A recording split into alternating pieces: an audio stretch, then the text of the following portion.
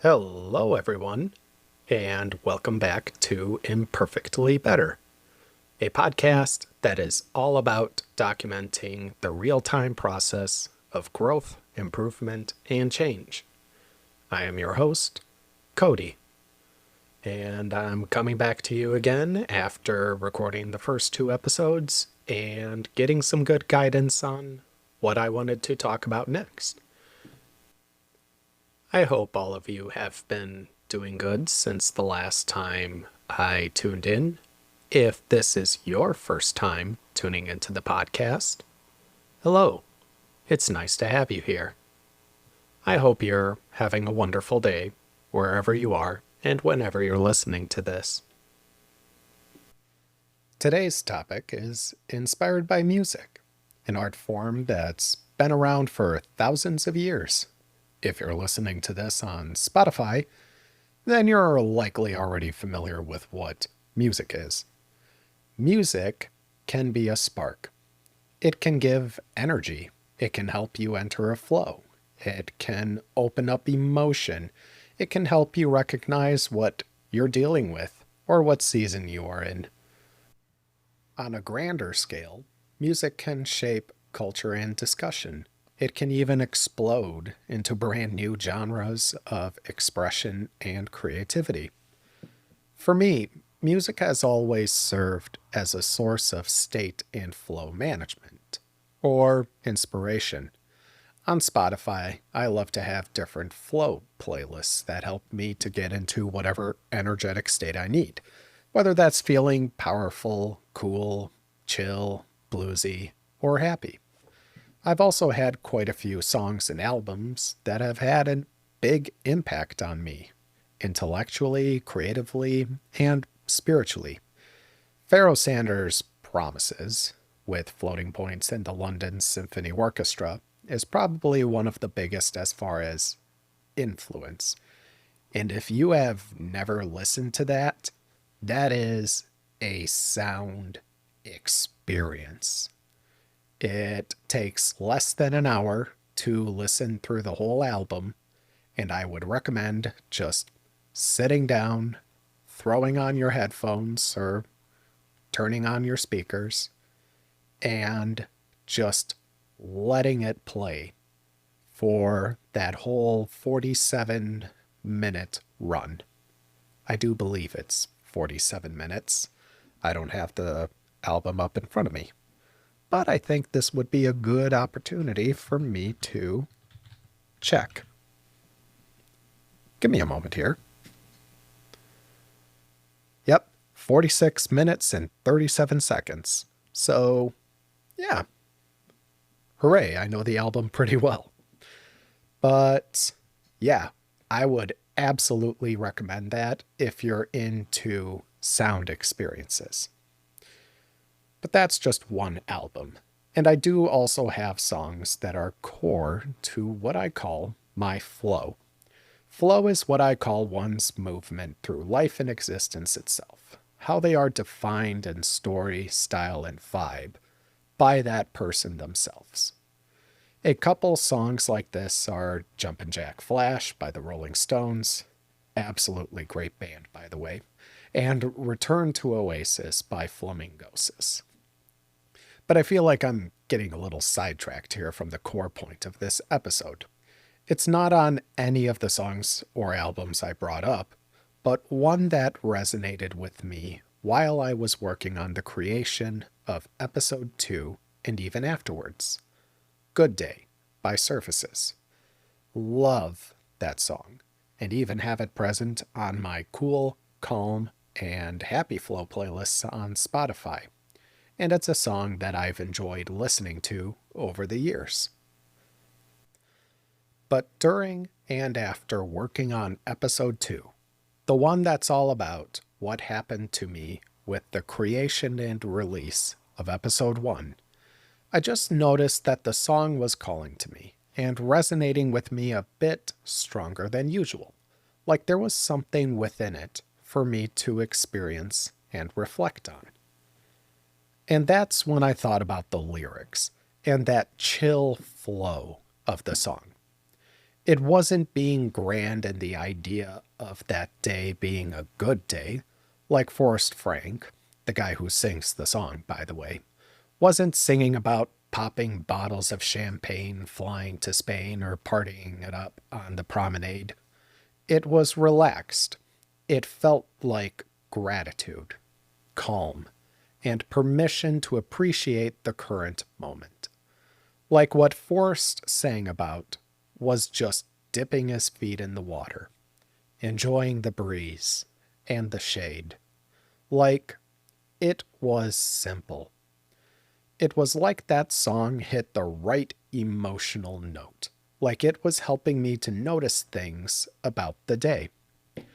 It felt like gratitude and permission to recognize the little things within a day as being good. Not hype, not triumph, more like a warm confirmation that the current moment was enough to build from.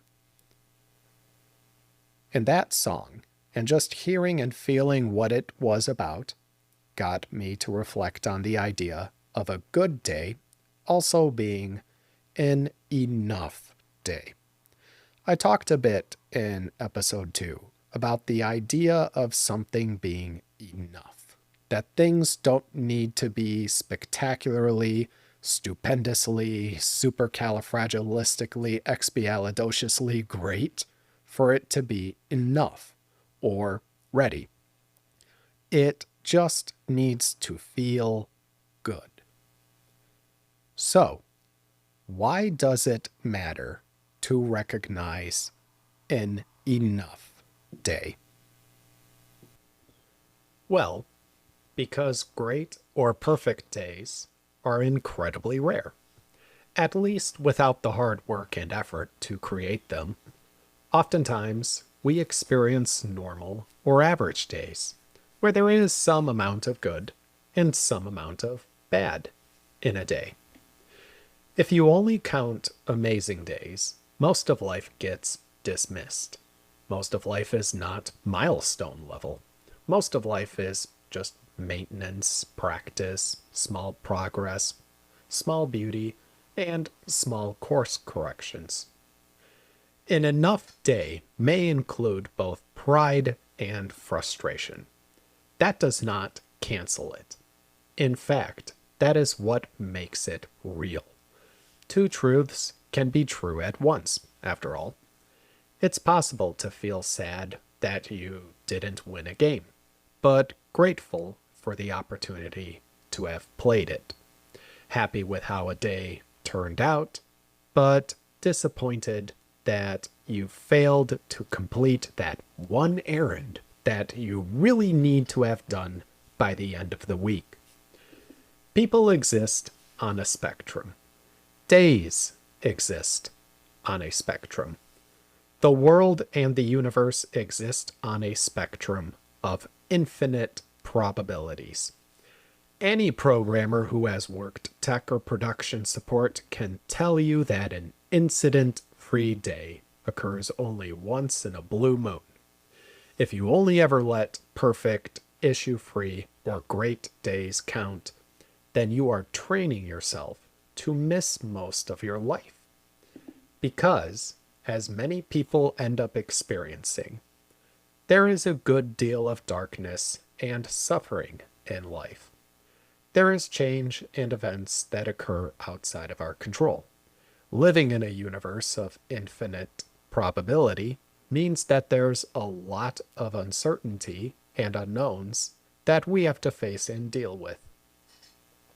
Sometimes, that discomfort and pain can come about when our own beliefs collide right into reality, like a Honda Civic of optimism and bias crashing right into an unmoving oak tree. There's also that craving, that sense that things could be better or greater, that tugs on our pant leg like a toddler that wants us to take them to Dairy Queen so they can get their 5th dilly bar in a month, because the other 4 were not enough. It's that yearning for more of the good, more of the happy, more of the things that we like and that makes us feel like our lives are going splendid, and great. Problem is, the more of that good we get, the more of it we want. The more of a certain kind of good we get, the more we can become dissatisfied that it is not better. And that, in turn, blinds us to the good present within our life. With all of that said, life is not entirely suffering or darkness. It's just present at some points throughout it. It pops up here and there, like how stormy weather pops up. But then the sun will come along again one day. Heck, light, good, and joy can pop up in little moments throughout the day. That is why the idea of enoughness is not only important, but real. It's not some consolation prize designed to distract you. It's meant to help you gain gratitude for the good that is present and has been present in all of the various moments throughout your life. I do want to address one concern, though, which is the fact that there are days that are going to be bad. There are moments where someone may be going through a genuinely hard time. In those instances, does trying to recognize the good in one's life just become forced gratitude? That counterpoint does matter because I do not want this to turn into emotional pressure or a feeling that you must find the positive. Some days are hard. Some seasons are brutal. I am not trying to tell someone to rename pain as goodness because that pain may not disappear just because you are thankful or grateful enough for the things in your life. I am not saying that someone in a hard period of their life is failing if they cannot find the bright side of things. Like in Monty Python in The Life of Brian, where Brian is up on the crucifix about to die, and everyone around him is singing cheerfully about looking on the brighter side of life. Sometimes shit happens. What I am saying is that when good is present, even in a small form, I do not want to become so trained by stress, fear, grief, shame, pain, or guilt that I cannot recognize that good. It's worth nurturing awareness of the good when it appears, whether found, chosen, or created, in just the smallest of ways. Sometimes the best you can do is not call the day good. Sometimes the best you can do is find one thing that helped you, whether that's staying alive, staying kind, staying present, or not abandoning yourself and willing to stay with yourself and try again tomorrow. When the day feels like a dirt pile, I do not want to pretend it is not dirt. But if there is one gem in there, I also do not want to miss that. But that's enough about philosophy and the nature of the universe. Let's get back to talking about a 7-year-old pop, R&B, hip-hop, soul, and jazz fusion song. There's another thing that this song touches on that I find interesting to reflect on. Rest. That whole idea of a good summer day being enough for rest got me thinking about what it really means to rest. Like, what kind of rest is this song pointing towards? The kind that is just good for the soul. Everybody needs sleep, but another thing that everyone needs are those moments of decompression, letting that weight and pressure flow off of you. If you're constantly running hard 24/7, you're going to burn out. Not unless you pump yourself up with caffeine, substances, and whatever other resources you can get your hands on to push your mind and body another mile beyond its limits. Rest is not something you earn by being productive enough. Rest also is not automatically the same as numbing out. Numbing out, from my life experiences at least, is that feeling of going into autopilot. Like you're not quite in checked out or sleep mode, but you're also not really present or engaged with the world around you. I will admit that there was a period of my life where I, quote unquote, rested like that.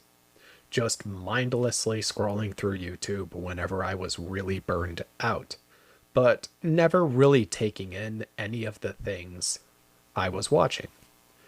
It was just something for me to zone out and turn off my brain to, while occasionally taking in something entertaining.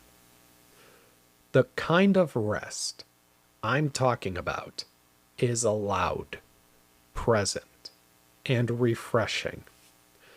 A good example of this for me is paint by the numbers. I love paint by the numbers. Got a bin of different books and kits that I've been working through whenever I need a moment to just step back and reset. Just finished these really cool lion and flamingo portraits that I got from Hobby Lobby for $6 each, and currently working on a tropical beach scene. But I enjoy the act of working on them. It gives me something gentle to do. It lets my mind decompress without disappearing completely. It is simple, creative, and embodied enough to feel restorative. For me, rest does not have to be earned, but it does have to be allowed.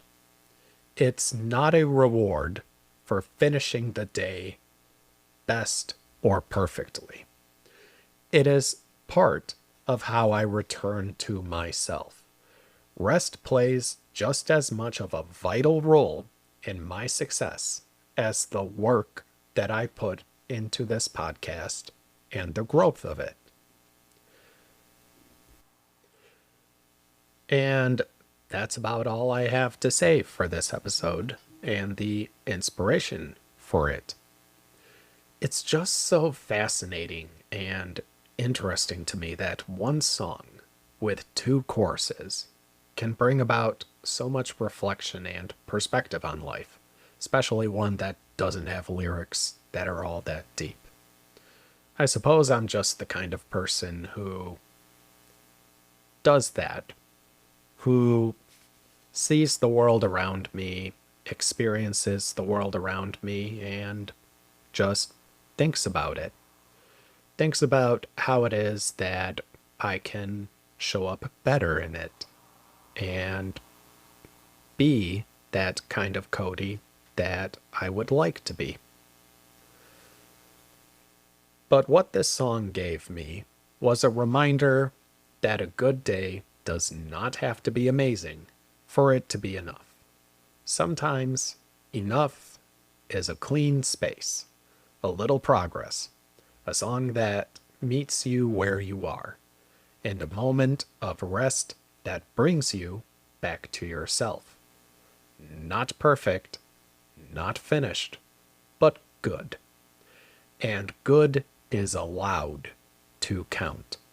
A good day does not have to be amazing. Sometimes enough is the thing worth being grateful for. And also, allow yourself to rest. Be intentional with your rest. Engaged with the kind of rest that you're doing. But don't make it a task to complete or a goal to check off of your bucket list of chores for the day. Think of it like refueling the tank of your car. You put clean fuel into it, and your car is going to run great.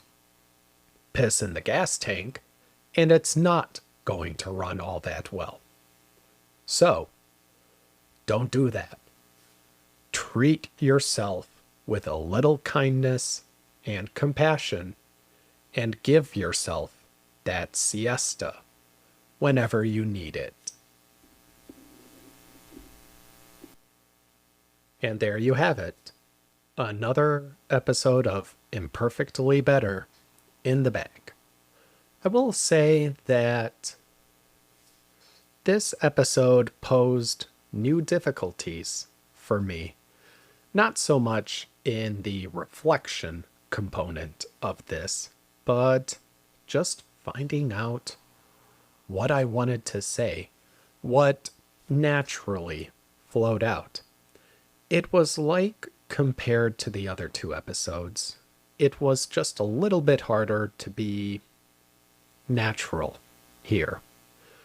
I needed a few more written notes, of which I wrote myself, just planning out what it is that I wanted to say, as far as how I would authentically say it. But I'm happy with where I ended up. When I think about it, the difference between the previous two episodes and recording this today was that I didn't actually do my morning reflection. So usually what I like to do is whatever's on my mind first thing in the morning, I like to go walking or get into the car and coast up to my favorite gas station for a coffee, and I'll verbally reflect through whatever it is that's on my mind. And today, I did not do that. So that might be something worth reflecting over, at least on my part, for the future. And just what the impact of that is on my ability to record an episode.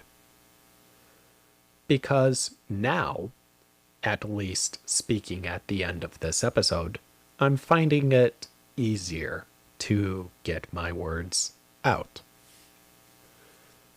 But that's a topic for another day.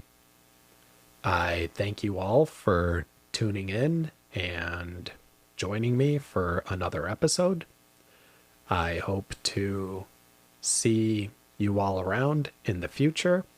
If you would like, there are links to my website, and other social media sources are available on there, as well as other places to listen to the podcast if you're not listening to this on Spotify, which is where I primarily upload to.